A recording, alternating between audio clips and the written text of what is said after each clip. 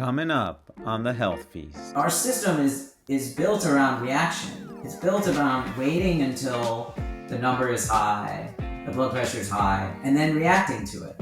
And it's also set up in such a way that the most readily available reaction is to give a medication, because it's quick and easy for the patient, and it's quick and easy for the doctor. And because things like lifestyle counseling and understanding why it's important for someone to be healthy, and understanding their prior trauma, and how that's affecting their behavior, and understanding their food environment and how their relationships are affecting those things take time. Those things take time. But when you devote that time and you get at the root cause, it changes the trajectory of your life. Our system right now is set up around managing illness, and sometimes we do have to manage. We should manage illness, but if that is the foundation and the goal, then to me it's almost like we've given up. It's saying we have this amazing, powerful medicine which is changing your lifestyle habits, and it works, and it reverses disease, and you feel better, and you perform better in life, and you have better relationships, and you have better mood, and it's better for the environment, it's better for animals, it's better for the planet. We have all these things, and our default is going to be to manage your disease, because that's how the system's been set up. And so changing that, I think it's happening. I think it's an evolved state of our healthcare system where we actually focus on health.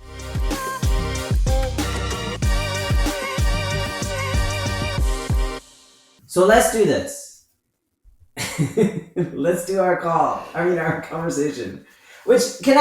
I'll just also pause. As I've been editing this last week's episode, I said it already, but I love that conversation. I love your story. I just find it so interesting. I really love listening to you. So anyway, I'm excited for other people to hear that too. At this point, if they're hearing this, they've already heard that. Maybe they've heard that. If you haven't heard episode 1, go back and listen to episode 1. Okay. How are you doing, Poe? Mind, body, spirit. Let's just do a couple of deep breaths. Hello, check in. Oh man, it's very busy today. I got a lot of things going on today, so I feel a little bit scattered today. I got things I gotta handle today, and so mind a bit scattered. Body, I feel a little bit tired, I would say. And then spirit, I would say I feel like my spirit feels a little bit anxious. Since I got so much going on. Yeah. So that's how I would describe my day this morning. And that might be because of coffee, because I had some coffee. I haven't really eaten anything yet. So maybe the nerves, the anxiety is coming from some of the coffee that I drank earlier this morning. So how was your weekend? Did you have a good weekend? It was busy, yes. My daughter had two of my daughters had basketball games this weekend. That's the interesting thing about sports, man. It's like you invest so much with your kids. With my daughter when she was younger, even up to this summer, we always work. We go out and we practice and we train, and so when she experiences a loss, I feel like as a parent who's been with her journey, you kind of feel the loss too. So this weekend was built on, I shouldn't say built, but I say this weekend was mostly about, understanding what it is to lose, and that, trying to express to my daughter how a loss can be an opportunity as well. And that take the loss with, as an opportunity to see what you can improve versus really going down that rabbit hole of, losing a game. And then we watched this special on Netflix. I think it's called like The Coaches. Something I gotta get the name of the documentary, but they had the South Carolina coach, women's basketball, South Carolina. I think it's South Carolina University. Anyways, she was talking about how she has 24 hours in a loss. If they were to lose a game, she only allows herself 24 hours to recover or to kind of like be depressed or whatever with a loss, and that after that 24 hours she has to move forward. So it's kind of interesting that my daughter experienced that loss. We watched that that documentary Saturday morning before her game, and it actually applied right away. We went back to that documentary about that 24-hour window that you get to sort of be in your pity, and then after that, Yeah. you kind of have to pick yourself up and move forward. So that's how this weekend was for me. Well, I looked up the show. It's called The Playbook. And Yeah. you're not the first person to tell me about that. Actually, one of the trainers at my gym has told me about that show too. So I'm gonna have to watch that. And I think that's There's really, a oh man, a lot of great wisdom in that documentary from a lot of very famous coaches, and I thought it would be a good thing to share with my daughter. Coming yeah, from those who are at the top levels of their sports. yeah. It's But interesting also that. just Go ahead. no, I was just going to say, but it's also just good for life. There's a lot of Sure. that's why sports are it's such a great tool. I think I learned a lot of tools on how to handle life with sports. Hmm. So, but you were You going know, to say I something. I didn't really play sports growing up. It's interesting that you mention it because I think about that a lot. How sports. My children are in sports actually. Like they all did soccer recently, and I was thinking about that, like so many cool lessons and things they learn about being on a team and working together and supporting each other. And just like you're saying about losing and winning and what that means and focusing on the process and not focusing on the result. There's a lot of really good lessons. I mean, I'm still learning a lot of those lessons because I didn't do Yeah. sports. No. Same here. Same here. Yeah. Right. No, so those coaches, I get it. I mean, they're imparting a lot of this wisdom, which, as you're saying, isn't just applicable to the sport that they're playing; it's applicable to life. And your daughter's learning that from you, which is really cool. Like Yeah. that's the cool part of parenting, right? That Yeah. you're helping her through something that's really challenging. You're learning her how to stretch and grow from this experience. Yeah. I mean, that's I think that's how kids. I mean, I can speak from experience. That's how I would see my parents when I was growing up. You actually learn from the things that you do, I feel, versus the thing that you say. So like my behavior is such a big learning tool for them, which also is concerning for me because if my health, if I'm not taking care of my health, I'm teaching them the wrong habits, and so that's part of in my own journey of what I try to share with them is like the only way that I can teach them the best is just through example. So Hmm. and that's the other part of parenting, right? It's like I think there's an old saying like don't do as I do as I say, or I think it's I do as I say, not as I do, or something Oh like yeah, yeah, that. yeah. Do as I say, not as I do. Yeah, Yeah, but that's a hard one because they actually, the kids actually they learn a lot mm, just by your way of being. Like the things that you yeah. say and things Oh that you yeah. do. Most of our learning in life is through observation and modeling, and not most, but a lot of it. We used to talk about that in medical school all the time, which is like we would learn how to conduct a patient interview and how to do X, Y, and Z. But then most of our learning happened from observing the attending doctors and the resident doctors we were working with and seeing how they did it and then sort of emulating it. And you learn how to pick out things that, like, oh, I like, you don't maybe consciously think of that, but just, I like that. And sometimes you do consciously think of that. You're like, oh, I want to do it that way. And that's what you're doing with your daughter. Yeah.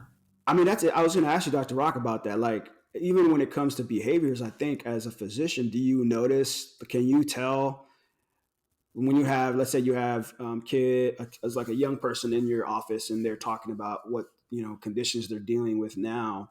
Are you able to kind of put the pieces together based on how the family, was eating and their Hmm. dietary, Hmm. choices and all that? Is that something that? Yeah, well, so you're touching on something that yeah we've talked about, and it's very true. Is that changing your diet, changing the food you eat, isn't just about changing the food you eat. It impacts potentially impacts the people you live with, and your food environment is not just created by the food you buy. Other people are bringing food into the house. you often are in environments where, like, for example, if you work somewhere where they get lunch, people say my work gets lunch or they have some lunch option, then you may not have control over that, or I have patients who get Meals on Wheels or they get food assistance programs. Some food banks are great. They have all sorts of produce and all sorts of things to choose from. Other times they're getting one delivered meal. There's no substitution, no change, and they may not have control over that. So Mm. food environment is not just, that's probably, environment is one of the biggest things that affects whether or not we do something and our behavior and whether or not we're successful. And food is no exception. So I think that's what you're getting at. I mean, yeah, so with Yeah. my patients, I will talk to them about their food environment, Right. specifically like where are they getting food from on a regular basis? How are they procuring it? Are they ordering out? Are they making it? Is someone else making it? And are they buying the groceries? Is someone else buying the groceries? Poe, I'll tell you, like, I don't know, 5, 6 years ago, when I really started my health journey, when I really started making changes to my health, I told my wife, I said, I'm taking over the grocery shopping. You don't worry about it at all anymore. She doesn't even really enjoy it. I actually I enjoy going to the grocery store. And I've now shifted to mostly online shopping. But in doing so, I developed a sudden, like, surge of control over the food environment in our house, like in a big way. It doesn't mean that food isn't brought in. My wife might, she's not banned from going to the grocery store. Right. Right. She can So go she. to the store and she does, and my kids will bring home stuff. But the bulk of the food, I'm deciding, I'm bringing. And so for snacks, for example, for my kids, there's this Venn diagram where there's like snacks they like and snacks I don't like. Yeah. There's a small, you know, and so and that keeps changing. All right. Gotcha. Well, I didn't want to continue. This was a great topic, but I wanted to get back to you. I forgot to mention, like, let's check in with you. How's your mind, body, and spirit today? And how was Thank your you. weekend? Okay. All right. Mind is good. I think last week I shared that I'd sort of gone back into regular meditation practice, and I've been doing it consistently for a couple weeks, and I didn't do it yesterday morning, and I went all day, and actually I was up a little later than I'd like to be because I was working on this, and I'm really excited about this. So I still, despite that, last night before I went to bed, I went and did some meditation. My body wanted it. That was the thing. I was like almost craving it. It wasn't like, oh, you have to go do this. You're going to break your streak. Shame on you. It was like, no, I really want to go in my day like this. So that felt really good. Body is a little sore because I did this obstacle course race. Are you familiar with these Spartan races? Yes, Okay. yes, yes, yes. I'm familiar with It's them. Well, I haven't done one, but I know I of them, haven't I should done say. one yet. Poe, I just kept thinking while I was there, you kept coming to mind. I was like, I would love to do this with you. That's Did you interesting ever do because that? I have a couple friends. I've never done it, but I have a couple friends that posted that they went to a Spartan run. So I just put it together just now. Like, oh, you probably went to the same one. Same one. It was at the Giant Ah, Stadium. That's you know right. what? I think that'd be a good goal for me to set. It's in a I'd be year. open to It's in that. a year. Oh my Okay. God, Okay. absolutely. It's 5K. It's through the stadium. Okay. And then there's obstacles along the way. And there's like walls you climb over. There's monkey bars. There's like heavy things you carry. Some of these things will be really easy for you, by the way. Like carrying a 100-pound weight, you'll be like, whatever. Right. There's a Well, carrying a 100 pound sandbag weight, I think carry. running. Yeah, Yeah. and we don't really. I mean, it's running. Like, so the cool thing is, this is the fourth time I've done this stadium race, and every year I've done it with my gym, with people from my gym, and we had 18 people this year, and we had many people. I don't know how many, 5, 6, 7 of them had never done it before. So every time we have people who have never done it before, and it's so fun to go through it with them, and we don't like go super fast. Like we're not trying to get a certain time. Actually, we have a team captain. His name's Tim, and he always says, leave no one behind. Leave no one behind. So we make sure everyone's together. And like you can help each other on these obstacles. Like some of them, like if some of them you can't, and then there's a penalty. The penalty is you do Ah, burpees. You do burpees. You know burpee? It's like where you do a yes, push yes, up yes, and a yes. jump up, and yeah. Right, right. So and got quite into these a few years ago. Like in 2018, I did. They call it a trifecta because you do the shorter race, the medium distance race, and the longer distance race. And I did it with a group of people from my gym, and we actually traveled for one of them to Seattle. And Wow. um, that's something I can talk about in the future. But every time I did them, I would get terrible cramps in my calf because I was underprepared. I was underprepared and Not hydrated. not hydrated probably and undertrained and so that's one thing I was really proud of is that I didn't get any cramps this time. I didn't get all the obstacles, but I got a fair number of them. And I'll tell you, just think about you when you're talking about your daughter because at the last obstacle was a rope climb. Okay, now I never was able to climb a rope in my life until like 3 years ago when I started practicing for these obstacle course Hmm. races. And there's a technique where you use your feet and you just run it around your feet and actually use your lower body and your upper body pulls you up, but you're supporting yourself with your lower body and you're pushing with your feet. So it's actually not once you get the technique down, it's not that. Um, and I kept visualizing the whole race because I knew it was the last obstacle. That I'm gonna do it. I'm gonna do it.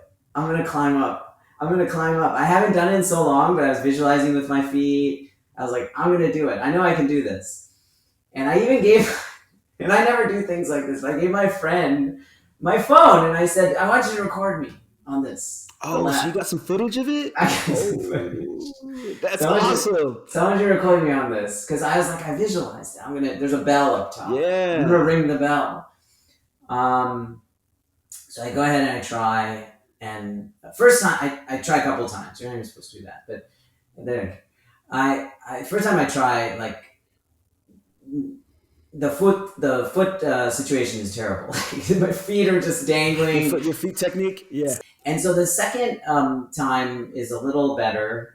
I get up, like I pull myself up a little bit, but then the feet kind of fall off. And I take a deep breath, and I'm like, I can do this. I visualize this. I can do this. The third time, feet dangle, and then there you go. I pull myself up, and then pull the feet up, pull myself up, pull the feet up, pull myself up, and I would say like 80% up to the Oh, top, and then it lost it. I lost it, and I slid down, and I could have in that moment said, "Feel terrible." I almost started to, but my friend was saying to me, was like, that was awesome. Did you see how? And I was like, yeah, actually, it was you awesome. got I that didn't ring the far. bell. I Yeah. didn't ring the bell, but I climbed a rope. And yeah, so that was, and then I was like feeling really good about it, as opposed to feeling really shitty about it. Like, I could have been like, I almost got it. I almost got it. And part of me wanted to, but the first thing my friend said was, wow, and he had never done the race before. And so some of the things were more challenging for him, and we were like guiding him through things, and that's why I did the race because it's so fun, and I love that spirit and energy. And so he said that to me, and it put me in the best mindset. Um, Yeah. and soul is good. Soul is good. And all those things have helped my soul. And being here with you is fortifying my soul. And I got to spend a lot of time with you this weekend because I edited footage. So I got to listen to you a lot. Conversation, just All log right. on and start editing. That's right. That's right. That's right. Okay. Let's do the show. Okay, so What do you want to know? What do you want to know about me? no, well, yeah. Well, let's okay. Well, let's talk about. Tell me, like, because I'm really fascinated by how I know this about you already, but for our audience, I want to talk about how you were also sort of a. That's one thing that you and I shared, that you were once a heavier person or a heavier kid back when you were younger, and in the first episode, we talked a lot about my like family history and my culture. That's right. What was that like for you, being from, being that your parents were from India, migrated here from India? What was that? And then for me, I was born here, but I was raised in Ireland, so it was a big culture shock for me coming here. Now, for you, you were born here and Hmm. having immigrant parents. Hmm. Can you kind of talk to Yeah. me about how that experience was for you? Sure. Yeah. Definitely. Yeah. That's a good question, Paul. Thanks. Look at you. You're asking really good questions. You're a natural. Okay. Um, I uh, I mentioned this in the last episode too, but I'll elaborate on it. I did eat some processed food. You're right. First of all, I'll say you're right. I guess overweight as a child, and I had to wear Yeah, I the remember bigger that term husky. the Yes, bigger they the don't say bigger that kids' now. clothes. They don't say that anymore. So I I had to don't get hear that the much now. I had to get the husky jeans and Yeah, the yeah, yeah. husky size. It's funny. I have a husky now, and I always think about. Is that you paying homage to your old Yeah, self? Is I that what always you're think doing? about Yeah, that husky.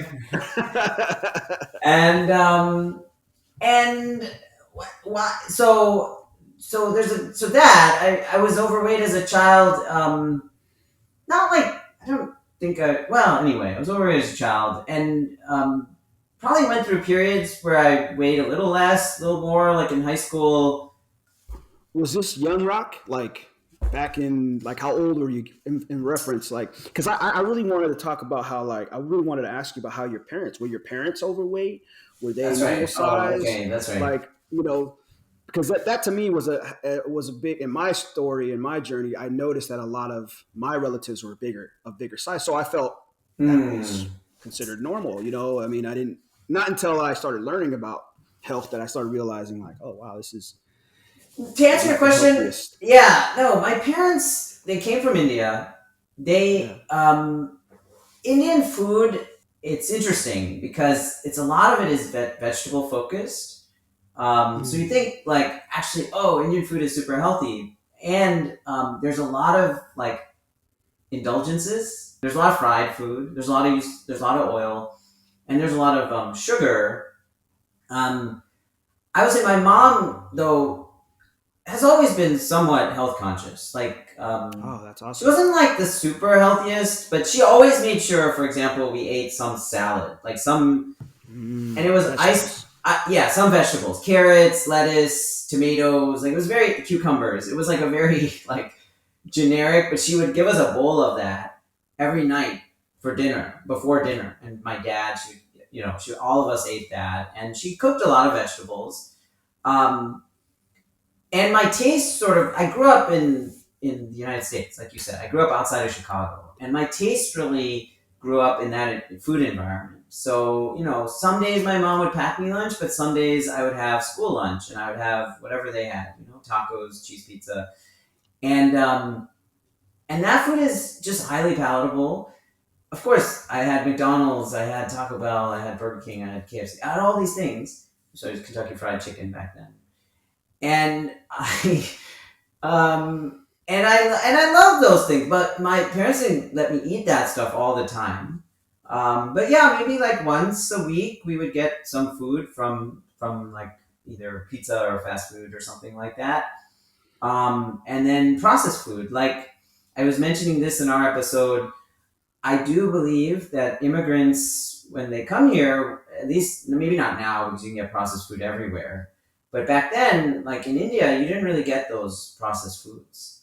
You didn't get, peanut butter in a jar, for example. In India, we used to when we visited India, we used to bring like Skippy because my cousins and stuff wanted it because you couldn't get that there.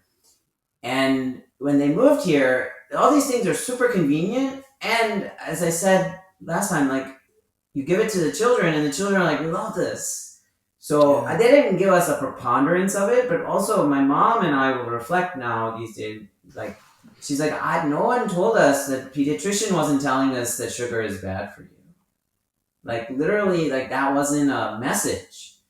some of the cereals had sugar in the title, that they changed when I was a kid. Like that's when around the time maybe they were like, oh, maybe we shouldn't be marketing this. Right. It's not maybe not a health food, because the food industry would wanted us to believe calories a calorie, calories a calorie. It doesn't have any difference, and they still say that to some degree. But regardless, that food entered our house, and I also really liked that food. And I'm not saying that probably was one of the reasons I was a bigger kid. I was active, but then also like I was very shy and I didn't have a lot of friends when I was like in grade school. So I didn't really talk to many people, and one of the things I realized then was that like, and I wasn't very coordinated. I would say like I wasn't very good at sports. My parents tried. They put me in soccer and they put me in everything. Like they put me in a lot of things for like, and for 1 year, and then by the end of the year, I'd be like, I don't want to do that. And it made me sort of focus on. I don't want to say it made me focus on schoolwork, but schoolwork like just came a little easier for me. Not easier. Like I had like this time and energy that I was devoting. Like I was reading a lot, and when you start then getting tested and stuff, and I was doing well on those, like that gave me extrinsic Exactly. reward. I got Yeah, that. Right. just people. My parents were like, "Oh, great," like the teachers were like, and I was like, I don't get this from my like I don't have a big Soccer. social group or soccer. Yeah, I get this from yeah. school, and so then I started Gotcha. like, and then I also get like reward from Entenmann's, from Twinkies. Like this is where I was feeling good, and so like studying is not a very calorie. Although your brain does burn a lot of calories, not in that way. Like we didn't have devices, but we had TV. I mean, there were rules around it, but I would push those. My parents didn't let us. They watched TV on weeknights usually, or a little bit if we did, and on the weekend, even if it was like regulated the number of hours.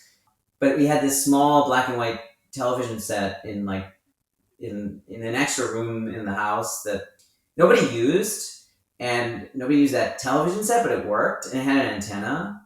And Yeah. sometimes I would sneak down there, like after my parents went to bed or they closed their door, I would sneak down there to watch some TV. Or this is the dumbest story. I'm going to tell it to you. My brother, I have an older brother. I used to love this show, Mr. Belvedere. I don't know if you. Oh yeah, I remember Mr. Belvedere. Okay, my brother thought I'm gonna. He said actually Mr. Belvedere's on tonight, but it's on at 1 a.m. And I was like, what? And he's like, it's a special episode of Mr. Belvedere. And so then I pulled that little TV set in my room and I slept on the floor next to it because I was trying to stay up to watch this episode. In the morning, my mom came in and she saw the TV, and then that TV went away. It was like, it's like we can't have this anymore. I was like, anyway. So I wasn't completely sedentary. Like I used to ride my bike, and my cousin moved to the area, and I was friends with him, so I actually hang out with him a lot. Is that answer your question? No, because I was just thinking of what was coming to mind was like the motivators, right? Like we have different motivators, and I think like you just shared, Yeah. you were getting a lot of reward for doing well in school. Yeah. Obviously, I don't know if it's like this for you, but like for my eldest, she just gets like a 4.0. She gets really good. So she, in turn, we are less likely to be on her for certain things that she's eating. Were you kind of the same way? Like, did your Yeah. parents like, oh, you're doing so great. Here, go ahead, let's have some Twinkies. Or No, is that more like another way? Not exactly. I mean, at some age, my pediatrician told my parents that his weight is kind of off the curve. They were very well intentioned. That everyone, I think, but Yeah. my parents had me start weighing myself, and recording it in a notebook. And I don't know what age. I think that was like middle school or something. I almost have like blocked that out because Yeah. But that happened, and I think that also made me. I mean, we talked a lot about your relationship with your body and your body image, and a lot of that rings true for me too. Like from a young age, then I started feeling like this is something I should be ashamed of.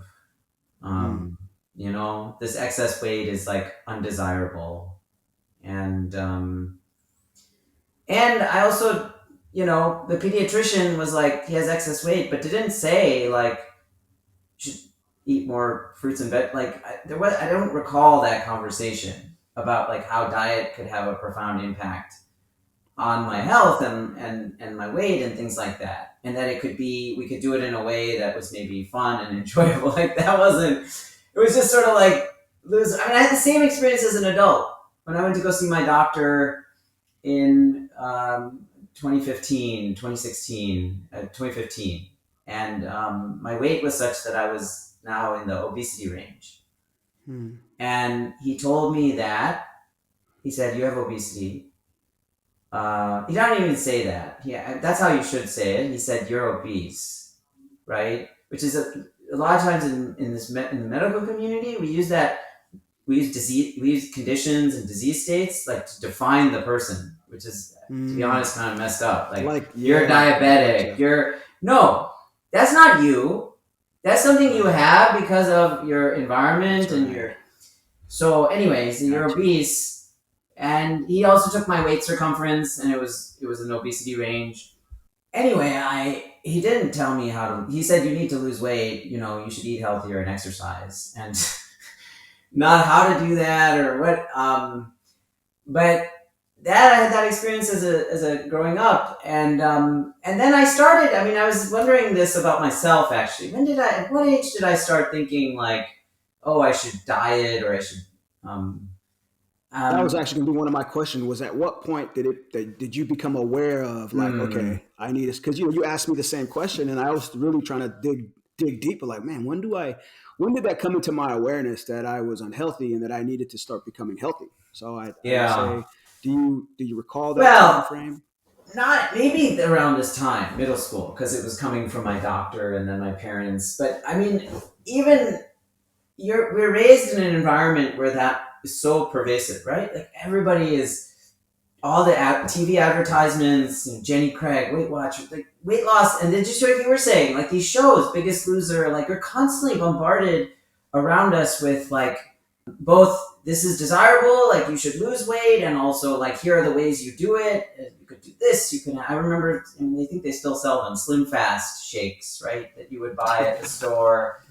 Um, I never did that, but I mean, when I was older, certainly there were times where I was like, I'm gonna have this prepackaged protein shake for breakfast every day, and I tried that for a few months, and I like didn't lose weight doing that. But it it's probably indicative of the fact that I got in my head somewhere that like, oh yeah, there's these nutritional supplements you can have, and then maybe that'll help you lose weight. Yeah, I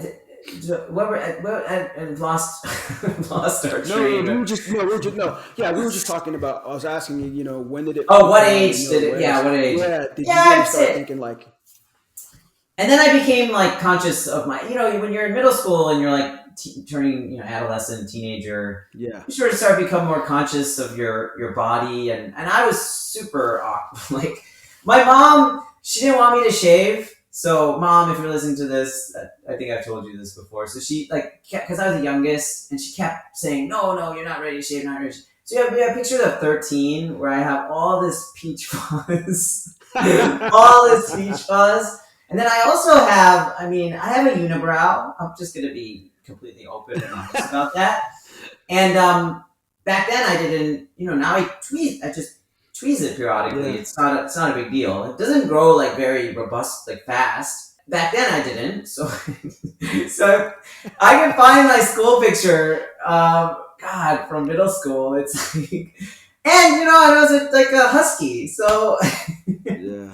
was this husky kid with peach fuzz, and so I was very insecure, and I didn't have friends. I made my first friends. I was in this like accelerated program then at the middle school, and then I made like two of my best friends that year in that class who were also sort of like loners and awkward. Gotcha. And they were also like You had a really lot of good at school, and then we became like amazing friends, and then my friend circle just sort of grew from there. So you got a lot of reward from it. That's the one thing that I was just comparing your story to mine, and I was like, for me, it was the sports because I was a bigger person. So of course, that kind of led me in that direction. And now for you, you made friendships in these classes, and that was your sort of your social group at that time, and that kind of would you say that kind of shifted your behavior towards more academic social groups? You know what I mean? Because for me, it was sport that Mm, got me in my social groups was being able to being a big statured person or a husky kid. mm, I got a lot of reward for being husky, mm. so I kind of went down that road, even socially, with friends and whatnot. So was that the Yeah. direction that you were going Totally, into? totally. I'll just say, are you familiar with like in high school they have advanced placement classes? They call Yes, them AP classes, which are yes, like they're supposedly like college level work, but college you're doing. courses, right? So I hung out with a group of people at my school, and we used to call ourselves the AP clique. Like, and we were proud of that. We were proud of the fact that, like, our senior year, every single one of us was taking only AP classes, or it was That's pretty cool, though. Yeah. yeah, I guess. I Oh, guess I mean, that's how. No, no, no, no. I mean, at the time, yeah, we were not cool. We were not. We were not. We were not the cool. so So, guys like me were asking guys like you for help. That's exactly what I'd like to um, food environment. Yeah, that's a really good question. I think I told you, like, my parents, they limited like things like fast food, and when I got to be a senior in college, they let us go off campus for lunch, and then I realized I could go to McDonald's every day. Which is, I went to McDonald's most of the time. I went to other places too, but the the two cheeseburger meal, two Oh yeah. two Oh cheeseburgers, two yeah. small fries, and they only give me one drink, but that's okay. This is free refills. Do you remember when McDonald's had like 10 cents hamburgers? Do you Oh remember yeah, that time? oh yeah, oh yeah. Do you remember No, that? I yeah, remember oh that. absolutely, absolutely. Like I they would were tell like my 10 cents mom. for a hamburger, 20 cents for cheeseburgers. I think that was around the early to mid 90s. I think they did Yeah. some deal like that. I remember Yes, that. yes, yes, yes, yes. No, I told my mom, and I had her buy like a bunch of, like, I think I told her to freeze them. Here's the thing about my mom. She wanted us to be healthy, but she also loves good deals. Like, I don't know anyone who loves Oh good deals as much yes. as my mom. So when I was like 10-cent hamburgers, 20-cent cheeseburgers, she went out and bought like 20 of each, and she did what I said. She put them in the freezer. Which, by the way, I don't remember, but I think defrosted McDonald's cheeseburgers, hamburgers are not. I mean, the actual one, I don't eat anymore either, but I definitely wouldn't freeze them. Okay, so that So during happened. this time, yeah, what was your I, health? What was your oh, health journey at that yeah. time? My health was not something I thought of. I mean, Mm, honestly, I didn't think about the food I ate. I didn't think about. I was like, sometimes. I mean, in high school, I started exercising less because I got in school newspaper and science club and academic bowl and math team, and I, I was using my brain, but I stopped riding my bike as much. I stopped like sort of playing basketball with random people because I had so much in the way of school, and I wasn't sleeping well. right. I was sleeping so Mm. terribly because I was pushing myself to, and I was getting all this reward for it, and I was valedictorian in my high school. And my mom still says sometimes I stop by your school and I look at the picture, and I That's I really had sweet. it is really sweet. It's really sweet. She always That's really says I sweet. Your should mom does that still. take my kids. I also think I didn't design good. I'm still unlearning a lot of those habits and behaviors. Mm, Staying up late, yeah, eating, and then when you're staying up late, what are you doing when you stay up late? You're eating unhealthy that's processed right. food because it helps keep you going, and you're also like not feeling so great, so it kind of picks you up in the moment. So that kind of stuff. And when I got to college, it was even worse because it was like, oh, there's a dining hall where you can eat as much as you want. And they had chocolate cake and milk that I would get at the end of dinner. We didn't really do much dessert. We did dessert when I was a kid, but it wasn't like an everyday thing. It was once in a while. And here I was, people were like, oh yeah, you get dessert with dinner.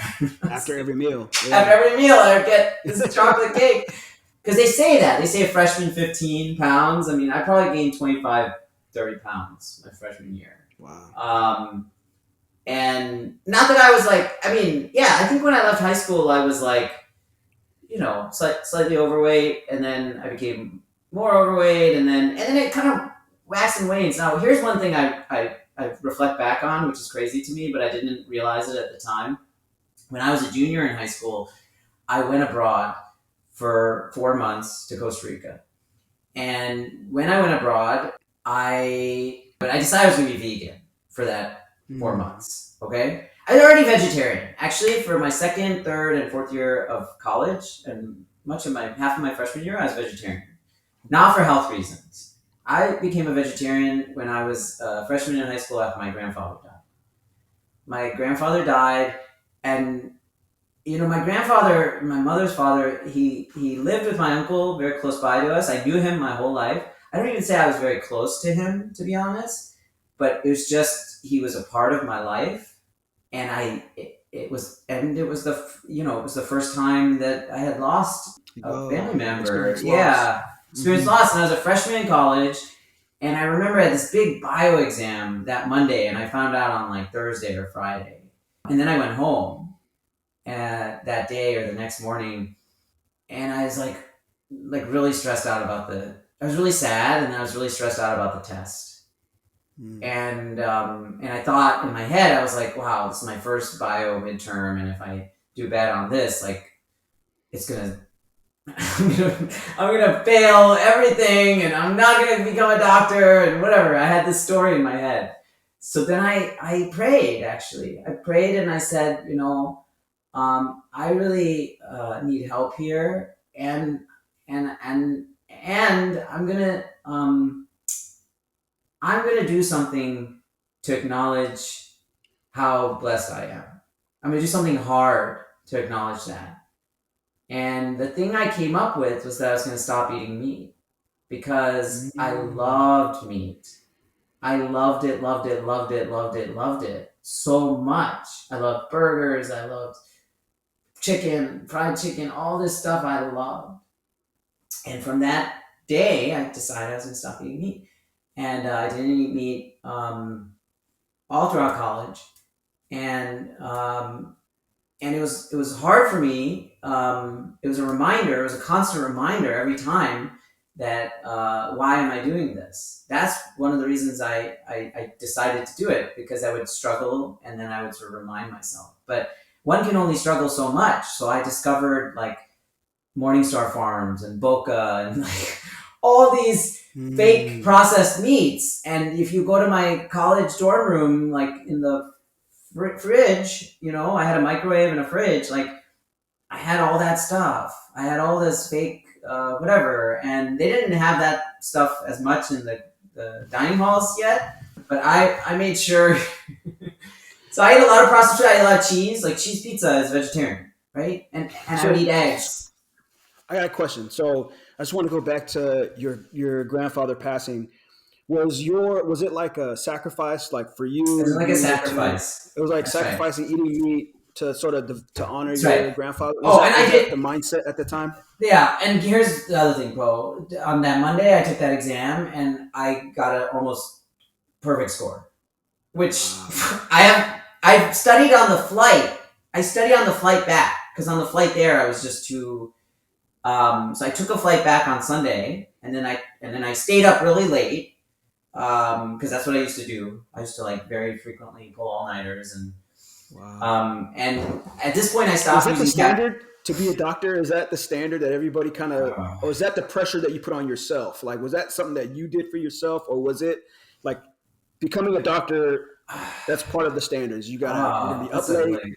That's a really good question. No, I don't think it's the standard. I think a lot of people end up doing that. Some people don't. Like I had one friend in college. She's a physician now, and was pre-med back then. Super smart, and one of my closest friends. And even when we were in college, she was like, my bedtime is 10 o'clock. I go to bed at 10 o'clock, and she would say, because I know how good I feel when I get a full night's rest. And that's how I want to feel every day. And she, even when we were in college, I say that now, by the way. I say that, and I've embraced that at the age of 42. At the age of 18, 19, I was like, no, why would you? Sleep is a waste of time. Like, and I get my best work done at night, and I can just burn the midnight oil. And there was a big Coke machine with 20-ounce bottles right down the hall from my dorm room. But that took the meal points. So if I needed a pick me up, I would drink a 20-ounce bottle of Coke every day, probably at least once a day. Yeah, I was running on fumes a lot of the time, and so a lot of people. And then as I got into medical school, residency, that schedule sort of intensifies. And you start working in the hospital and you start working night shifts. And then in residency, you start working we would do 30-hour shifts every 4 days or every 3 days. So, it's crazy. It's crazy. It's crazy. Yeah, that is crazy. It's crazy. And that, talk about, I would eat overnight or when we could.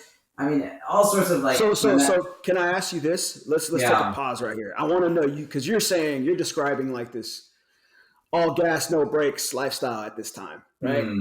And so what is your health? What's your relationship with health at that moment? And if you can go back to our check-in, our mind, body, and spirit, what was that like? Can you describe what that was like at that time? Sure. Yeah. I used to feel very anxious a lot. I feel very anxious. I was always worried. I was worried because I knew I had so many things due, this test coming up. How did I do on that test? I was always, so my mind was worrying about those things. My body was worrying. I had that sort of pit in your stomach or that sinking feeling in your stomach. I used to have that all the time. High school, I used to have that all the time. College, I used to have that all the time. And going into organic chemistry or cell bio and things like that didn't help that. It made that intensity. And I didn't know. There were moments where I was enjoying myself and I felt good. Food was how I rewarded myself. Food was always a way to reward myself. Even when I gave up meat, food was still my reward system because, you can eat all sorts of things that are really bad for you when you're a vegetarian. Especially, it's there's no, so processed food and desserts and things like that, which were readily available. I ordered out a lot. We order from Jimmy John's and get pizza, Papa John's every too many times a week. And then I went to Costa Rica. So this is where the story comes back. So I went to Costa Rica for 4 months and I ate rice, beans, plantains, avocados, fruits every day. That was my diet. And I love that stuff. Actually, it tasted great. They have this, in the morning, you have gallo pinto, which is a traditional dish there. It's a rice and beans dish for breakfast. And I loved it so much that I bought the salsa that you use, Lizano, and I brought it home and I would make it. I should make that. Anyway, I look back at those, and we were hiking. It was a tropical biology and ecology program. So we were hiking a lot. And I was actually worried about it before going because I wasn't very physically active. But by the end of the trip, I was super physically active. We were hiking every day and I was doing all this stuff. And I look back at those pictures and I'm like, whoa. And at the time, it didn't really even occur. I don't know because I didn't see myself differently. I'll be honest. I think that's something I'll talk about at some point. But when you have this certain body image of yourself, even when your body changes, in the last 5 or 6 years, I've lost more than 70 pounds. And because of lifestyle changes. And that's something I work on all the time, is seeing myself as who I am now. And not sort of having this image of myself of who I believed I was for most of my life. It's just, as you said, this bigger person and all the things that means. And I didn't get any extrinsic reward, I feel, being a bigger person. For me, it always felt something that I wanted to hide or shameful of. Going to the swimming pool was really stressful. Changing in gym class was really stressful for me. I would get to gym early. I would leave late. I didn't want to take my shirt off in front of people. I didn't want to, even now, I've changed. I'm changing because I'm telling myself a new story. I'm trying to live in the moment. But even now, it's like that same hang up or yeah, it's like the shame that I Yeah. felt for so long. I'm connected with you on that level too, because I'm still in a heavier body. So, and I still experience those times. Like, like I described before, like I tend to go down and up with my weight. And I feel like right now, lately, it's on the upside. So I still experience, like, what am I going to wear? Like, what kind of Mm, shirts fit now? Like, yeah, um, but you I'm know, so beyond the shame part of it. Like, it's funny, like, I feel like I'm older now, so I've sort of accepted the fact that I'm a bigger person, but it's like I still am aware that I need to do something about it. And I find when I listen to you and you sharing your story, there's a lot of parts of your story that are very identical to mine, but there's also some other things that are different. But I mm, find inspiration when I hear someone like you share about how your battles with or the challenges that you have, or I should say opportunities that you had in the past with how your behavior is around food and your relationship with food. And I wanted to yeah, find out at what point. So you experienced what eating fruits and vegetables were yeah, after you honored your grandfather who passed away, but then when you had this experience in Costa Rica where you got to actually see yeah. living, like being active every day, eating the same, fruits and This is vegetables this every is day. how this is how like removed I was from my awareness because I back then didn't even make the connection that I had lost weight and was feeling perhaps better than I had been because I was doing all those things. When I went on that trip, I was feeling super tired all the time. And it's weird. Like, we did a homestay with a family, and the first 2 weeks, they were like, what's wrong? Because I would sleep like 11, 12 hours, and I don't know why. Like, my body was just sort of, maybe it was going through some withdrawal or something. I don't know. Because I was eating like really healthy food every day. And then it's like I got this new life. And we went on this super long hike partway through the program. It was like 14 miles or 16 miles. I remember being really Wow. scared of it, but I was able to do it. I was super sore for several days, but I remember feeling so like incredible that I did that. Coming back, I had to take the medical college admissions test, the MCAT. So that summer, that's what I did. I took a review course, and I would go to the library and study and eat the same kind of shitty, unhealthy food that I used to eat. And Mm, not completely because I was living at home, and so for dinner, like my mom would be making food, but yeah, no, I had free access. yeah. I wasn't. No one was stopping me from going out and getting food or whatever I wanted. Within months, I can look back at my pictures from college. Like, I look back the way I did, right? So it happened so quickly that I kind of changed back that I wasn't even aware of it. I wasn't even Wow. aware of it. No point in that when I partway through senior year did I say, you know what, 6 months ago I was like feeling really good. I was energized. I was hiking every day. I was eating whole plant food. No, I was completely unaware of it. I went back into my world and sort of did the same things. And then kind of eventually, when I got to medical school, the stress is more. And I had a new friend group that I made in medical school, and I was like, and we're going out to eat and stuff all the time. And I was like, I don't want to be a vegetarian anymore. Like, it feels like too much of like a punishment. Like, everyone is eating all these great things, and I'm just here like eating food that so I said, I'm done with that. It felt like a burden, and I was like, I'm busy enough. This is how I justified it, right? I'm busy enough that I can't eat this way anymore. That's what I told myself, and so I went back to eating everything, and literally everything. Like we we used to go. My med school roommate, and he's my best friend too, is Prashant. He and I would go to White Castle. Like, we'd stay up late studying, and then like our reward would be to go get the Crave case, which is, do you know the Crave case? It's like a briefcase of Box. burgers. Yeah. I've never The had it, but box. yeah, full of Yeah. Well, How many burgers 30. are in I there think for it's 30. reference? It's 30. Oh, 30 whoa. little sliders, but still a lot. No, Still. I would feel like sick. Like we would get jalapeno. The ones with jalapeno cheese. But no, I mean that's how I ate regularly. Like literally every day. I mean, we actually we would get the family meal from Pizza Hut for the two of us, which was two large pizzas, two orders of breadsticks, chicken wings, and like a two Everything. The liter works. bottle of soda. Yeah, for a family.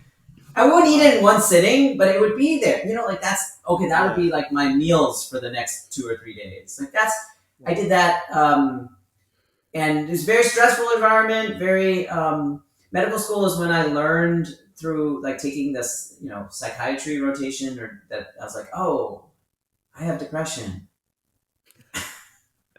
I was like, oh, don't sleep well, don't have interest in doing things, feel guilty. Like I was like, check, check, check, check. Is this why you go through periods where you're super tired for a couple weeks? And it's like all these things started to, and so I finally went and recognized that, and then got connected with a physician, and then I went on an antidepressant, and honestly, that at the time, I remember thinking and feeling like, wow, this is what it feels like to be normal. Because I just, as far as I had come in life, I was in medical school, I was at the University of Chicago, greatest medical schools. My self esteem, what I thought about myself, how I felt about myself, was in some respects, not with regards to like my academic abilities, maybe, but like with respects to like, other people are gonna like me. We would go out and like there was no Tinder back then or whatever people use now. There are no apps. I mean, some people did online dating, but that was also a little taboo. I mean, I did that for a little while actually, but you didn't really advertise that you were doing that. Right. But I would go like meet people, and I just and that was very awkward for me. That was very hard for me. The eating and the food didn't help. Like, and there were parts of medical school where I was a little more active. Like, actually, my first year of medical school, that same roommate, he for many years lifted weights. So I started going to the gym and lifting weights, which I had never done before, and I did that for a couple of years. It certainly like it beneficial. Like I like for the first time, I was getting a little stronger and maybe developing some muscle, but I was also like kind of hurting. Like I remember like getting all this really bad pain here, and realizing, finding out or sort of self-diagnosing it's probably my rotator cuff, and all these things I wasn't doing. I wasn't stretching. I wasn't. And then after that, I kind of stopped exercising. I went on to residency, and the food was just continued to be like, how do I pleasure myself? Like I just did a 30-hour call. What am I going to do? Oh, I'm going to go to the cafeteria and get Cheetos and Hawaiian Punch. Mm-hmm. Right. and eat that, or I'm going to stop off at In-N-Out on the way home because I deserve that. I deserve that. I love Parks and Rec. You know that show, Parks and Rec? Yes. Parks and Rec. And they had the whole thing about treat yourself, right? Treat yourself. And I would think to myself, like, yeah, that's treat yourself. Like, I'm going to get whatever food I want. I'm going to, and that continued up until it couldn't, I would say, or until I realized that it was kind of killing me when I was. So when did your journey with lifestyle medicine, like how would you describe that part of your life? Like now, we just talked about all the different behaviors and your extrinsic reward, and it sounded like you said, you treated yourself with food. That was food became your reward for everything. At the end of the night, after studying for a long test, I'm going to treat myself. Yeah. Right. So at what point now? I think you shared before about how it's just something about you were at work. So now you're done with the residency. Mm-hmm. Walk us through like the rest. One thing I'll say I got married during residency, and I wanted to look good for the pictures. That was in my head. I was like, okay, I gotta lose some weight. I'll lose some weight so that on my wedding day I look the way I want to look. And so from May to August, I think I lost like 30 pounds. However many months that is. May, June, July, like three months. 3, 4 It was 3 months. It was about 3 months I lost 30 pounds. And the way I did that was I said, okay, I'm just going to eat half the food I eat now. I didn't really change the food I ate. I pretty much ate the same food. I just ate smaller portions, and I was able to kind of, for 3 months, I was able to just force myself to do that. And I would go running. Most days, I would go like I don't even know how long it was, less than 2 miles, maybe a mile and a half, down the street near where I lived and back. And I hated it. I hated it. My knees would hurt, and my body was just like this. But I forced myself to do it every day because I would think, like, so you're getting married, you only get married hopefully once, and I did. I lost 30 pounds. And I look back at my wedding photos, and I'm like, oh, this is pretty good. Um, but the day after my wedding, I was in the shower, and my wife answers the door, and it's a food delivery, and it was from a barbecue place. It was ribs, it was brisket, it was it was sausage, it was mac and cheese, it was all this stuff. And I come out of the shower, and she's like, "Are you having your groomsmen over?" Like, what? I was like, "That is for me. I I have been suffering." I said it. I said, "I have been good. I've been suffering for 3 months," and then within months, within months, I regained that weight because I was punished. It's like we were talking about last week. Is I was punishing myself. Dieting was a form of restriction and punishment, and when I no longer had that external goal of looking good in my wedding pictures, because the wedding was gone, I liked how I looked.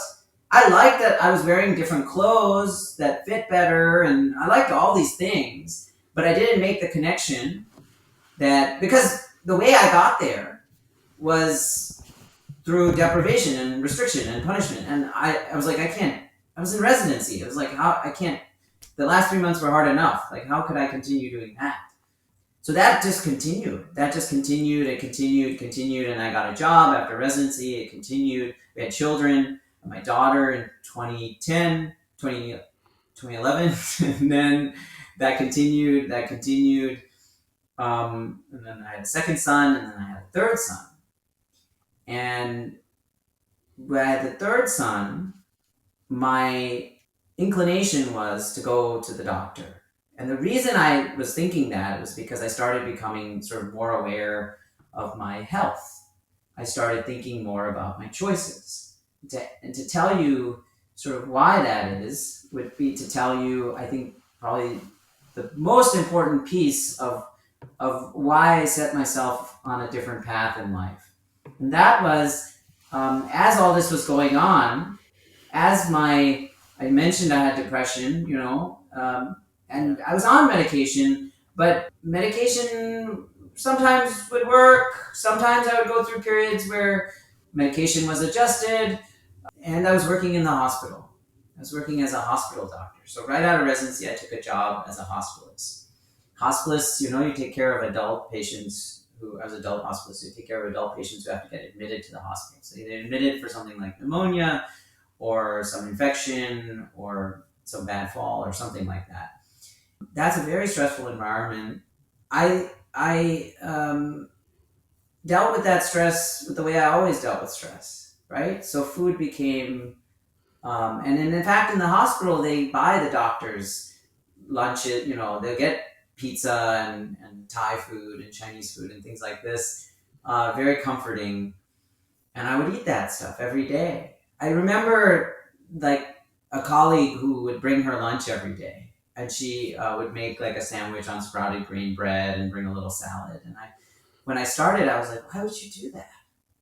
Like, you're passing up free lunch, which tastes so much better. Like, why would you do that? And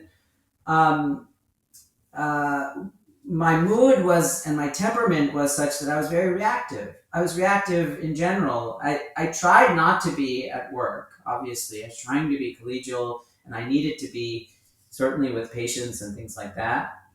But when I would come home then, I was this big ball of negative energy. Like, the whole day would come out. I would unload about this person did this person said this was so hard, this is so hard, I'm so exhausted.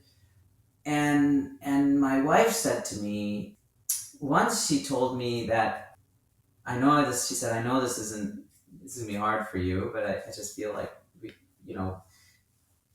we're usually in a good mood until you get home. And then you start complaining. And at the time I told her, I said, I don't have a choice. I have to be this certain way at work. And when I come home, this is when I get the opportunity, that's how I viewed it. I get the chance to unload. And when else can I do that? And she asked me, how do you think it's fair that the people you supposedly love the most get the worst version of you? I know, I just wanted to cry. I want to cry now. I didn't have an answer, you know? I didn't have an answer.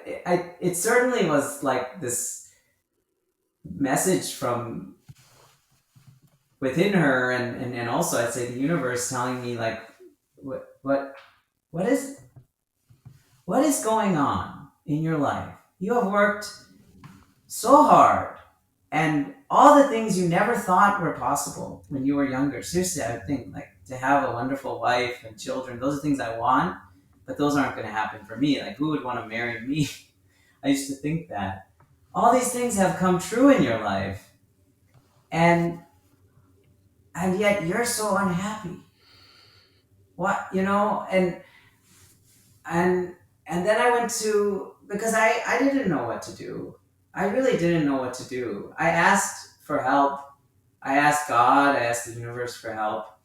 And there was a wellness committee, a wellness group at the hospital. And I never participated in their activities before. In fact, I used to say, like, why would I do that? Because I spend enough time at work. Like, why would I spend extra time with the wellness group? And they did a after work session one night that I decided to attend. It was called Evidence-Based Workplace Happiness. And it was like, what does the research show about being happier? Like, what are the ways you can actually be happier? And I'll never forget the first thing they had us do. They said, we're going to have you put your devices away. But before you put them away, we want you to text somebody that you work with that you appreciate. And we want you to tell them why. And they thought about, I was in a small office with two other people, and one of the individuals, this guy Ray, was somewhat senior to me and also had 3 kids, and he would give me all sorts of great advice, and he would give me clinical advice. And he had become a friend of mine, and so I wrote him a quick message saying, I really appreciate you, and I appreciate that we become friends. And then they asked us, how do you feel? And it was like a light bulb went off. I know if any of our listeners, or Poe, I know you practice a lot of gratitude.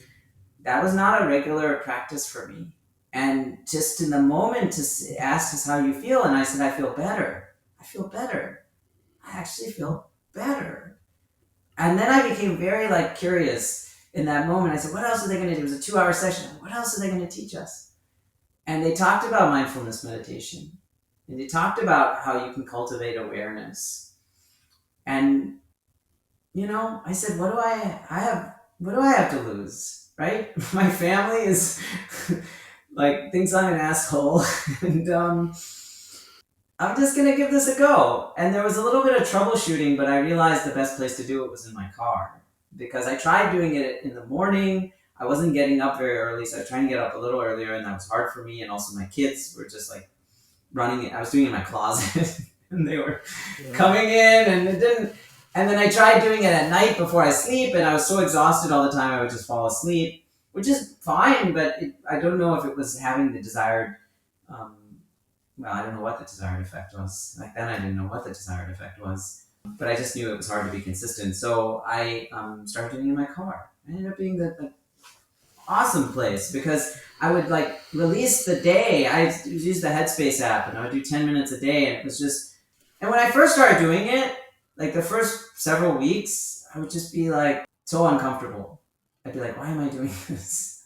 What is the point of this? But slowly, I could feel my body started to release a little bit. Some tension would start to release. And within a few weeks, my wife noticed something because she said to me one night, she said, I just want to say, I've noticed that you're different when you come home, that you're more present. And she wasn't meditating or reading about mindfulness back then, but that's how she chose to describe it to me. And then I told her what I was doing, and that I think put me on a new path where suddenly I was first of all, like, oh wow, I do have more control over how I feel and my mood if I show gratitude, if I take time to create space for my thoughts, to observe my thoughts, to detach myself from them, to take slow, deep breaths, like all these things. I was like, wow, these things can make you feel better. And it started me thinking about my choices, because I remember telling my wife, I have no choice. I have no choice. I have to be this way. And then I was finding out, no, that's not true. That's not true. And so then I asked myself, well, what else am I choosing to do in my life? And my health was clearly, like my physical health was clearly suffering from the way I was eating and the way I was living for so long. And remember, Poe, I worked in the hospital, so I knew. I mean, on a deeper level, like anyone should know better. It was me what the end result of the way I was eating and living. I was taking care of people who had heart attacks and strokes and complications of diabetes, and I just didn't know how to proceed. Would you consider it like a divine intervention, like to give you that space to like really sink in when your wife's giving you that feedback? Yeah. Because some of us, I mean, me myself included, if I feel like if I'm not in that space to accept that type of feedback from, especially someone you love, I mean, to hear Mm-hmm. that from them, I'm sure that was sort of like Mm. a in like an aha moment, like not the great aha moments that we talk about, but the one of the other ones where you're just like, oh wow, kind of caught you off guard. You know, I yes. I mean, my wife will tell you that she was she was afraid to tell me that because she didn't know how I was going to react. And she Mm. now, I mean, now I know because we talk about these things a lot that for many years she was afraid to say a lot of things to me because she didn't know how I was going to react. And I my reactions were like maybe sometimes yelling, but otherwise just actually just being like really foul, like in a bad mood, and then Yeah, and then actually removing myself. Like I would go into this yeah. sort of like where I would sit up in my bed or in my room and like not interact with anyone. So that is the reaction she was afraid of. She wasn't worried that I was going to start screaming at the children. That's not really my Like temperament. isolating yourself, kind of like removing Mm-hmm. yourself from Mm-hmm. that connection with Yeah, her. that's Yeah, right. interesting. So she told me this, but I did sometimes also get annoyed or upset, and so she told me all this, knowing that that may happen. That's why I look back at that moment as an act of kindness because Mm. she was doing it. It's really the people you love the most. If you really love them the most, you're honest with them. Yeah, I can connect with that because sometimes the same why that are our intrinsic motivators can also be the reason why we get out of that same mode. Like, you work so hard to pursue this lifestyle or this goal of yours, and then I feel like sometimes I know for personal experience that you're so in the goal, or like you're in this like mode that you forget like what's happening around you. You know what I That's mean? right. That's And right. so it takes the same why, which I'm pretty sure it's your wife and your kids that's Mm. giving you that motivation, and then you realize like, oh my gosh, who are you becoming? Mm. During the process of it. And Right. I find that I ask myself, I kind of experienced that too in my own journey in my career. It's like, who am I becoming? Am I becoming the person that I want to be, or am I becoming Mm. sort of this foreign person? But the intent was always well. You started with the intention of building this life for you and your family, and Yeah, then that's right. it takes someone like your wife to say, hey, hello, there's a couple things that we're missing around here. Yeah, like why are you doing this? Yeah. And what and is this the kind of life that you want? Like, is this the kind Yeah. of relationship you want? Is this the kind of yeah, absolutely. I think it was divine inspiration. I do believe like our meeting was divine inspiration. Yeah. I think it was divine inspiration because then I said, I don't know how to eat. Like, I really don't know what to do. I went to go see my doctor. I had that whole experience. And then this doctor from South Sacramento, the same hospital system I was working in, came in 2016. He came and he gave a grand rounds, like, which is basically when a doctor gives a round, like a talk to the entire hospital. And he told a story about how when he was 40, and he was 50 at the time, when he was 40 and he was dropping his two young kids off at school, he started having chest pain.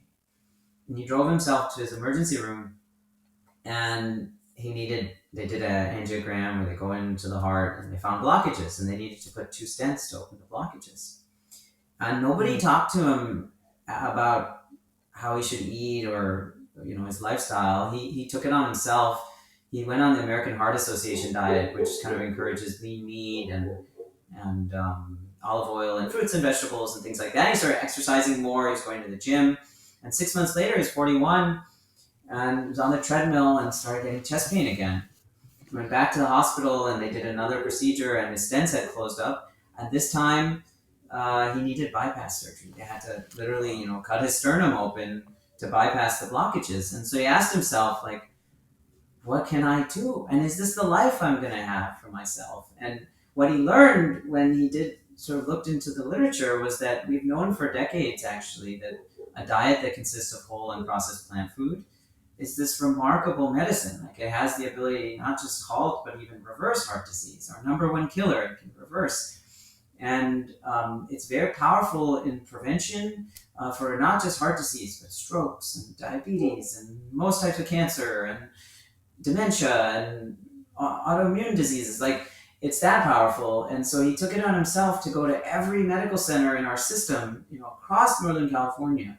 And there's no virtual talks back then. So he was driving center to center, telling his story and encouraging people to eat this way. And I didn't start eating this way right after that talk. I told myself I'm going to start eating this way.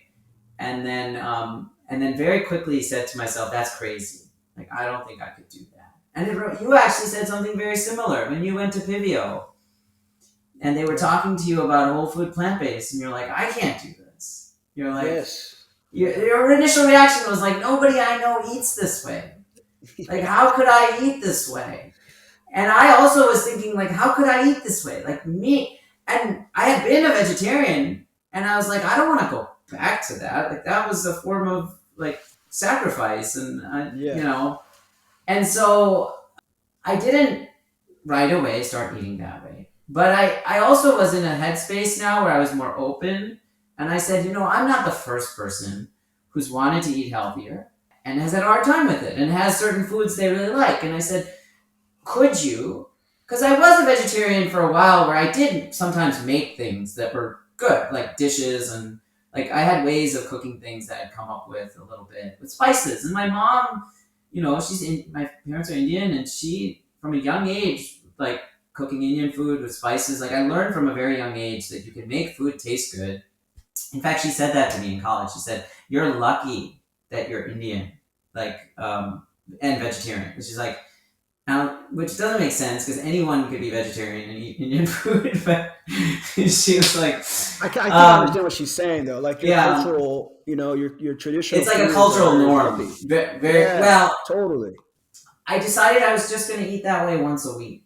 On Mondays, I decided I'm going to eat plant-based and everything. I'm going to figure out, like, what do I eat for breakfast? When I go to the hospital cafeteria, it was like they had spring rolls. I used to get the Vietnamese spring rolls, and I used to get the ones with shrimp. But right next to it, they have ones with tofu. And I had never gotten the ones with tofu, but it's actually, they're almost the same. Like, once you eat it and dip it in the peanut sauce, like, you can't tell the difference. And so I was like, I'll get the tofu ones. The tofu ones are good. And then I started making, like, ricotta cheese out of almonds and tofu. And, like, I started getting into it. Like, on Mondays, that's when I would be, like, my sort of training ground. I would experiment a little bit. And I did that for about a year before the hospital was sponsoring this 3-week plant-based challenge, plant-powered challenge. They ask everyone to eat this way for 3 weeks. The previous year I had signed up, but I said, no, there's no way I can do that. This year I signed up, and so that must have been 2017. And I did it, and I got my labs checked. They tell you go get your labs checked. I got my labs checked, and I was pre-diabetic, and my LDL cholesterol, which is we call our bad cholesterol or whatever, was pretty high. It was pretty high, and it was just actually the information I needed in that moment because it was reinforcing what I knew deep. I had seen my doctor a year prior, and I didn't go get my lab. He had ordered those labs, and I didn't go get my labs checked because I was afraid. I was afraid what they were going to show, and there they were. And then, but this time I said, okay, I'm going to eat this way for 3 weeks. And in 3 weeks, 3 weeks, my blood sugar numbers normalized. And in 3 weeks, my bad cholesterol number went down 40 points. And in 3 weeks, my resting heart rate went from the 70s to like the high 50s. And I wasn't exercising. I have the screenshot from my Fitbit. And this just happened because my heart was getting better blood flow. I was just eating whole unprocessed plant food. I didn't eat out that whole time. I ate out once, and it was at a restaurant where they made a full plant-based menu. And I felt so good. And anyway. Was just gonna because I've experienced that too, and what comes to mind after you were describing how good you felt was that scene out of Game Changers where they issued some food to some athletes, and I think they were making burritos. One was a meat burrito, and one was a plant-based burrito, and they actually showed the vials of blood plasma. I think it was that was processed or whatever, and you see how foggy the meat burrito was versus the plant-based burrito. Right. I mean, it's hard to describe that to people how good you feel. I think in my experience is the food, you have this attachment to food, and then when your food changes and you're eating all these plants and you're like, wow, it's hard to describe to people how different you feel the moment you go plant-based until you actually do it, right? Until you actually experience it for yourself. And that's the one thing about this whole, eating plant-based. I mean, I can't say that I'm perfect now, but I still recall those feelings of what you described. It's within 3 weeks, my blood work went down, everything, blood pressure, pre-diabetic, all that went down, everything improved. And I felt good, So I just wanted to touch on that because it is such an amazing It's super feeling. Powerful. It's super powerful medicine.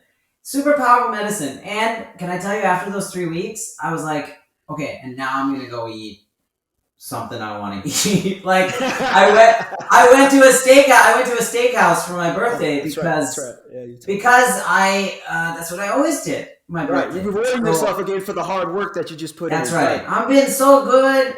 I didn't look at it like, oh, you really enjoy this food now. You found all these ways to really enjoy it, and you're feeling so good, and everything's benefiting your sleep. And I didn't think about it. I was like, no, now I get to have. And I can tell you that year, that dinner, I don't think it was the same experience for me. I was eating the steak and I was like, this is good, but something's different about it. I'm not enjoying it in the way that I used to. And I didn't really understand why. I think my taste had changed a little bit, but more importantly, that night, Poe, I got the worst reflux. I had terrible reflux in medical school and residency, and so bad sometimes it would wake me up at night, and I didn't even realize in those 3 weeks it had gone away completely.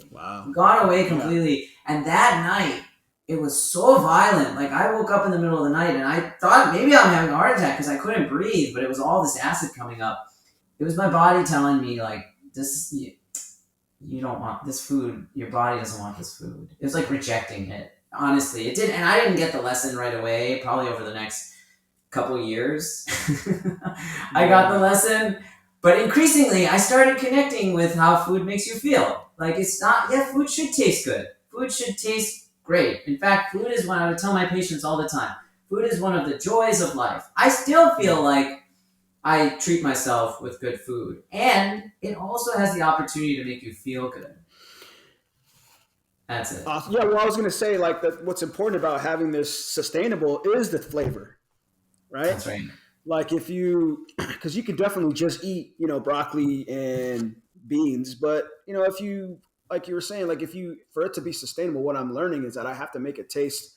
Obviously, you don't want to just pile a bunch of stuff in there like salt and pepper and all this other stuff. No, right. Sodium, but there's other options out there that you can add to your food so that's flavorful, just so that it's more sustainable. But I just wanted to add that We because got to I do get what you're that. We saying. got to do that. Okay, so when we talk about the health feast, like the first thing that comes to mind for feast, by the way, is food, right? We can feast on all sorts of things. You can feast on social connection. You can feast on, but really, like the first thing that comes to most people's mind is food, and what comes to mind is something enjoyable, right? You feast on things that are enjoyable. So that was the big change. Was like, okay, if I'm gonna make this sustainable, I have to love the food I'm eating. It can't feel like a sacrifice. It can't feel Mm. like every meal is a punishment. It can't feel like at every meal I'm having this stuff, but what I really want is this stuff. And so what I did was just ask myself, like, what do I like? What I like flavors, textures, like what spices do I like? How do I and it's a constant, Yeah. discovery. Like It's just being evolving. Yeah, yeah, curious. yeah. It's Yeah, always just being evolving. Yeah. and your tastes are changing as your gut microbiome is changing, your taste buds actually change. So now I like foods. So your tastes change and your tolerance for these types of things changes. And that's one thing I've learned is it has to be enjoyable. Has to be not just enjoyable. I like to say that the food I eat should feel indulgent. It should be good for you and also feel like that is actually the things you can find that like the oatmeal I eat every morning, where I put frozen cherries because I love frozen cherries, and I put some peanut butter powder because then it tastes like sort of peanut butter and jelly. Like I eat it every day. You ask my family, my kids, they're like, I'm always saying like, this is so good. I love this oatmeal. I put some ground ginger in it and some cinnamon, so it has the food has to do that. It doesn't have to, but it makes it so much easier. Now to sustain these things, it's not like I'm thinking like I can't have that. I'm just thinking like, wow, I love all this stuff I'm having. It's so good, and it just goes on repeat. It's a health Yeah. feast. It's a health Yes. feast. Well, just trying to think of any other questions that I have for you. If you want to add anything, Yeah, I I think think we're that's still a in a. good. No, I think that's a good place to start. I mean, the last thing I'll say, which we'll get into more of, which is after a couple of years of eating this way, and then I started exercising, I started asking the question, why aren't we doing this for everyone? Our system is built around reaction. It's built around waiting until the number is high, the blood pressure is high, and then reacting to it. And it's also set up in such a way that the most readily available reaction is to give a medication because it's quick and easy for the patient, and it's quick and easy for the doctor. And because things like lifestyle counseling and understanding why it's important for someone to be healthy and understanding their prior trauma and how that's affecting their behavior and understanding their food environment and how their relationships are affecting those things take time. Those things take time. But when you devote that time and you get at the root cause, then I've experienced this in my life. This is something you're experiencing now that we're working through and this is something we want everyone to experience is like it changes the trajectory of your life. You start looking at your life as potential and opportunity and asking yourself, what can I learn from this? How can I get better? And in every aspect of your life, but your health in particular, because I would say our system right now is set up around management, set up around, a lot of people say sick care or illness care, managing illness. And sometimes we do have to manage, we should manage illness. But if that is the foundation and the goal, then to me, it's almost like we've given up. It's saying we have this, because here's the reality, we have this amazing, powerful medicine, which is changing your lifestyle habits, and it works, and it reverses disease, and you feel better, and you perform better in life, and you have better relationships, and you have better mood, and it's better for the environment, it's better for animals, it's better for the planet. We have all these things, and our default is going to be to manage your disease, because that's how the system's been set up. That's for much of the system how it's financed and funded and profitable. But even for other parts of the system, that's just the culture. That's the culture in which I was trained in. That's the culture in which all doctors and nurses are trained in. And so changing that I think it's happening. I think it's an evolved state of our healthcare system where we actually focus on health. I do believe that is happening, and that's going to continue to happen. I do believe this podcast, Poe, is going to be an ongoing reflection of that, and a way of thinking about change and transformation Yeah, for individuals and transformation, how also we view for our our own lives. society. That's Totally. right. And it always starts with the conversation. It starts with the individual, like me That's right. in my experience, you and your experience, and what plant based has done for you, or and then for me, same thing. It's like what it's done for me. It's not a perfect journey, but That's the right. more we talk about this, and like I said, the health piece is just an ongoing conversation of It's an us. ongoing conversation. It's just an ongoing conversation. It never ends. And we learned that just from our connection. Like we would have these conversations Yeah, before the I podcast know. idea. And I we were like, know. man, We there's so should many record people that, these. yeah. We And now should we're doing record it. these. We're doing it Now we're now. doing it. So, you know, Ah, it's so amazing. it's, Okay, I think with that, let's let's call it a show. I think success. Show number 2. Thank you. episode number 2. I really appreciated that interview. Thank you for being so thoughtful about it. And Well, okay, I'm energized. All right. Well, thank you for joining us here today. Uh, thank you all this for was joining us. Yes. still weird. Whatever time of the world. And Poe, I will say to our listeners, if they're out there, these are longer conversations. Sometimes they are going to be longer, and that's for you to decide. You don't have to listen to it in one go. I listen to a lot of long form podcasts, and I treat them sort of like audiobooks. So I don't think I need to tell same here. people that. But if anyone's listening to this in one go and they're like, I don't think I can commit to this, you don't have to listen to it in one go. You can listen to bits and pieces of it. But these first 2 episodes are really to get to know you and me, and Totally. and going forward, we're going to have a clear intention for every episode. Something we want all of you to get out of the episode, and we're all going to grow and learn together. Yeah. All right, Paul. I appreciate you. Take care. I know you have a super busy day, and you were super present and with me for this conversation. So I'll talk to you soon. Okay.